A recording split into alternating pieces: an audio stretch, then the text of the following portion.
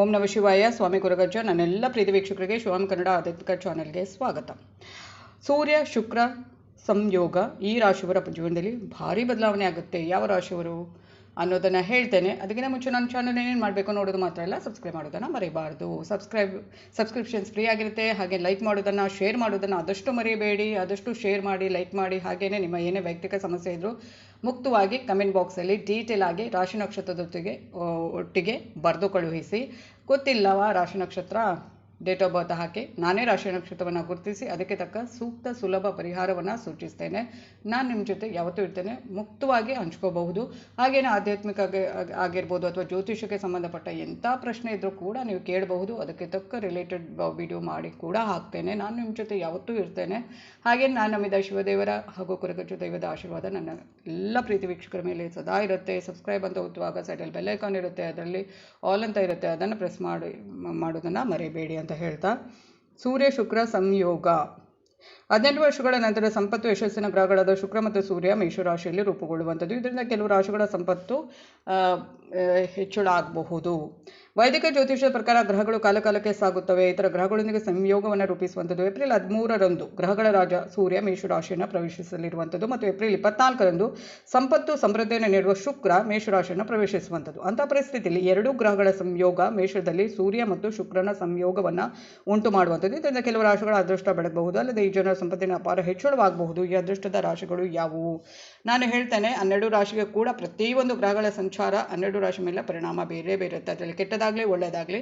ಹಾಗೆ ಕೆಲವರಿಗೆ ತುಂಬ ಒಳ್ಳೆಯದಾಗುವಂಥದ್ದು, ಕೆಲವರು ಮಧ್ಯಮವಾಗಿರುತ್ತೆ, ಇನ್ನು ಕೆಲವರಿಗೆ ಸಾಮಾನ್ಯವಾಗಿರುತ್ತೆ.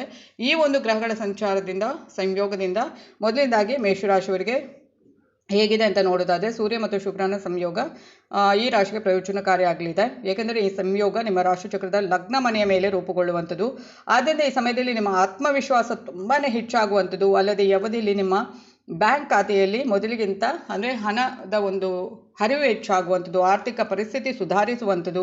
ಈ ಅವಧಿಯಲ್ಲಿ ನೀವು ನಿಮ್ಮ ವೃತ್ತಿ ಜೀವನದಲ್ಲಿ ಅನೇಕ ಉತ್ತಮ ಅವಕಾಶಗಳನ್ನು ಪಡೆಯಲಿದ್ದೀರಿ. ವಿವಾಹಿತರ ದಾಂಪತ್ಯ ಜೀವನ ಸುಖಮಯವಾಗಿರುತ್ತೆ. ಏನಾದರೂ ಚಿಕ್ಕ ಪುಟ್ಟ ಸಮಸ್ಯೆ ಇದ್ರೂ ಕೂಡ ಅದು ದಾಂಪತ್ಯ ಜೀವನದಲ್ಲಿ ಅದು ಸರಿಯಾಗುವಂಥದ್ದು. ಹಾಗೆಯೇ ಶುಕ್ರನ ಕೃಪೆಯಿಂದ ನಿಮ್ಮ ವ್ಯಕ್ತಿತ್ವ ಸುಧಾರಣೆ ಆಗುವಂಥದ್ದು. ಅಲ್ಲದೆ ಈ ಅವಧಿಯಲ್ಲಿ ನಿಮ್ಮ ಆದಾಯ ಹೆಚ್ಚಾಗುತ್ತೆ. ನಿಮ್ಮ ಉದ್ಯೋಗ ವ್ಯವಹಾರದಲ್ಲಿ ತುಂಬಾ ಒಳ್ಳೆಯ ಒಂದು ಸಕ್ಸಸ್ಸನ್ನು ಕಾಣ್ತೀರಿ. ನೆಕ್ಸ್ಟ್ ನೋಡೋದಾದರೆ ಮಿಥುನ ರಾಶಿ. ಸೂರ್ಯ ಮತ್ತು ಶುಕ್ರನ ಸಂಯೋಗ ನಿಮಗೆ ಅನುಕೂಲಕರ. ಏಕೆಂದರೆ ಈ ಯೋಗ ನಿಮ್ಮ ಸಂಕ್ರಮಣದ ಜಾತಕದ ಆದಾಯ ಮತ್ತು ಆದಾಯದ ಮನೆಯ ಮೇಲೆ ಸಂಭವಿಸಲಿದೆ. ಆದ್ದರಿಂದ ಈ ಅವಧಿಯಲ್ಲಿ ನಿಮ್ಮ ಆದಾಯ ಮಹತ್ತರವಾಗಿ ಹೆಚ್ಚಾಗಬಹುದು. ಅಲ್ಲದೆ ಹೊಸ ಆದಾಯದ ಮೂಲಗಳು ರಚನೆ ಆಗಬಹುದು. ಹಾಗೆಯೇ ನಿಮ್ಮ ಕೆಲಸವನ್ನು ಬದಲಾಯಿಸಲು ನೀವು ಯೋಚಿಸ್ತಾ ಇದ್ದರೆ ಈ ಅವಧಿಯಲ್ಲಿ ನೀವು ಉತ್ತಮ ಅವಕಾಶವನ್ನು ಪಡೆಯಬಹುದು.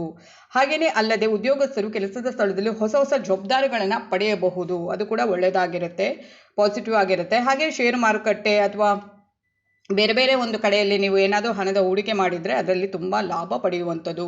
ಇದು ಮಿಥುನ ರಾಶಿಯವರಿಗೆ ತುಂಬಾ ಒಳ್ಳೆಯದಿದೆ. ಉದ್ಯೋಗ ಆಗಿರ್ಬೋದು, ವ್ಯವಹಾರ ಆಗಿರ್ಬೋದು, ಹಣಕಾಸಿನ ವಿಚಾರದಲ್ಲಿ ಎಲ್ಲವೂ ಒಂದು ಒಳ್ಳೆಯದಾಗಲಿದೆ ಇವರಿಗೆ ಈ ಒಂದು 2 ಗ್ರಹಗಳ ಸಂಯೋಗದಿಂದ.